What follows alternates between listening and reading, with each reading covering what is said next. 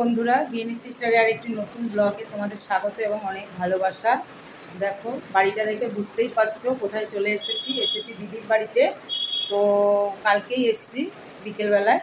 তো আমার দিদার কাজ, দিদা আমাদের ছেড়ে চলে গেছে, সত্যি খুবই কষ্টের। তো মা তো আগেই ছেড়ে চলে গেছে 3 বছর আগে। তো দিদাই ছিল মায়ের মতন। তো এর আগে একটা আমরা ব্লগ ছেড়েছি মানে গিনি সিস্টার্সে, তোমরা দেখবে। দিদার একটা ব্লগই ছেড়েছিলাম। তো দিদা বাড়িতে গেছিলাম, তো ওখানে দিদা এত যত্ন করছে, মানে আসার সময় কান্না করা বলো এ বলো, তোরা যাস না থাক। তো খুবই, তো সেই দিদাকেও আমরা হারিয়ে ফেলেছি। তো দিদার কাজ আজকে দিদা বাড়িতে, তো জিরাটে, বলাগড় জিরাট। তো ওখানেই যাচ্ছি। দেখো একটা সাদা কুর্তি পরে নিয়েছি, দিদি রেডি হচ্ছে, বোন ওদিকে রেডি হচ্ছে। বাবা তো যেদিন দিদা মারা গেছে সেদিন গেছিলো, তো বাবাকে আজকে আর নেবো না, বাবারও শরীরটা ভালো না। চলো তোমাদের সাথে নিয়েই তো দেখাবো ওখানে কি হচ্ছে না হচ্ছে। মামারা রয়েছে, 4 মামা মামিরা রয়েছে সব। দিদি রেডি হয়ে যাচ্ছে, এই যে সবাই হালকা পাতলাই পরেছে, যে দিদি একটা ঢাকাই পরেছে। ফাইনালি এই যে রেডি হয়ে গেলাম। আর আজকে রোদটাও খুব উঠেছে। এই যে দিদিও দেখো রেডি হয়ে গেছে। আর এই যে প্যাকেটটা দেখা একটু বন্ধুদের, ওই দেখো আরও কিছু কিনবো, ওই জামা কাপড় মামাদের জন্য। এই যে বোনের বাড়িতে এসছি, তো বোনের বাড়ি থেকে এই যে বেরিয়ে পড়ছি 3 জনে। দিদি আসতে পারবে না, বড়দির শরীরটা একটু খারাপ। তো এই যে বোন এই যে বেরিয়ে পড়ছে। আর এখান থেকে একটু মালাও নিয়ে নিলাম, ওখানে মালা পাওয়া যাবে কিনা। এই দেখো গাড়ি চলে এসছে, গাড়ি করেই যাব, কারণ আজকে রোদটাও প্রচণ্ড রোদ। যাচ্ছি দিদার কাজে। সত্যি মনটাও একটু খারাপ, মানে মার পরে তো দিদাই ছিল, তো দিদাকেও তো আমরা হারালাম। তো তারই কাজ আজকে, শান্তি অনুষ্ঠান। হ্যাঁ নিয়েছি। বলবি কিছু? এখনই যাচ্ছি, গিয়ে একটু কাজটা যে হবে সেখানে বসে কিছুক্ষণ আত্মার শান্তি কামনা করবো। করতে করতে চলে এলাম মোটামুটি জিরাটের কাছে, বাস স্ট্যান্ডে।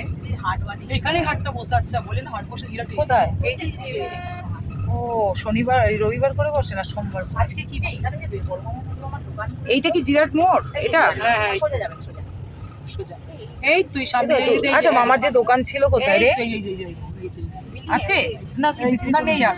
ও বিল্ডিং ভেঙে দিয়েছে? বিল্ডিং না, ওই দোকানগুলো যে ছিল ঘুমটি মতো ছিল। আচ্ছা।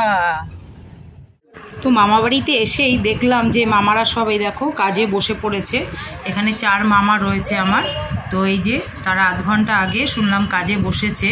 তো এখানে সব ব্রাহ্মণ মশাই যে এসে তাদের সব কিছুই করাচ্ছে। তো এই যে সামনে বড় মামা বসেছে, মেজো মামা, নয়া মামা, ছোট মামা সবাই বসেছে। সত্যি খুবই খারাপ লাগছে। তো এখানে কাজ চলছে, কাজটাই মেনলি দেখার জন্যই আমরা এসছি।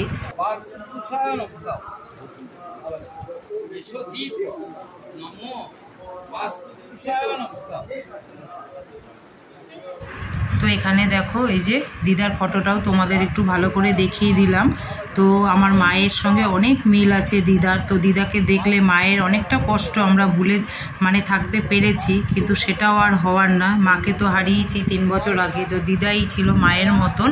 এই যে এখানে সব কাজ দেখছে, সবাই রয়েছে এখানে, মামিরা রয়েছে, আমাদের মেয়ে ছেলে সবাই এসেছে।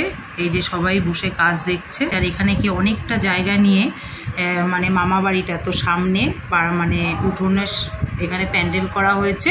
তো এখানেই হচ্ছে। আর ওখানটায় দেখো গীতা পড়ছেন একজন। তো এখানে সবাই রয়েছে। তো এরা তো মামারা এই যে এখনও কাজ, অনেকক্ষণ ধরেই কাজ চলছে। তো 4 মামা করছে, তো একটু তো সময় লাগবে তো এদের। তো এখানে দেখো এই যে বোন রয়েছে, বড় মামার ছেলে, ও অন্ন জল দিয়েছে বলে এই যে মাথা ন্যাড়া হয়েছে।